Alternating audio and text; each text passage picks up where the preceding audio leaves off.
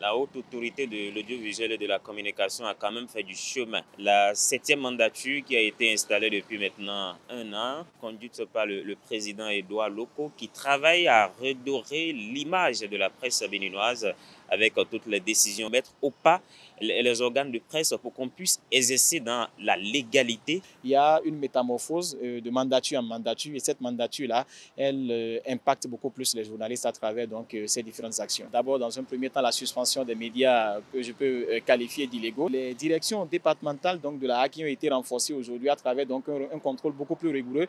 Je pense quand même que la HAC fait véritablement son travail et c'est ce que nous souhaitons. La HAC, dirigée par Edouard Loko aujourd'hui, c'est la HAC de la nouvelle génération que j'apprécie très bien parce qu'il y a des décisions fortes qui sortent et qui me confortent. Il n'y a pas d'affairisme.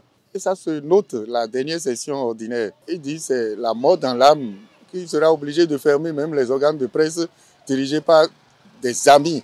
Et donc il faut poursuivre pour que le visage de la HAC au Bénin, que tout le monde veut copier, soit le vrai visage du Bénin. J'ai remarqué des formations qui sont lancées. Elle insiste beaucoup plus sur l'application de la déontologie du métier. La carte de presse aujourd'hui, qui avant était très difficile à obtenir pour les des médias, aujourd'hui il y a une plateforme numérique qui est mise à disposition pour les journalistes. Nous les encourageons à continuer dans ce sens-là. De bonnes choses sont en train d'être faites, et notamment l'assainissement du secteur médiatique par rapport aux organes pirates qui existent. Si l'environnement est assaini, je crois que le second chantier doit être le chantier de l'amélioration des conditions de vie et de travail des professionnels des médias.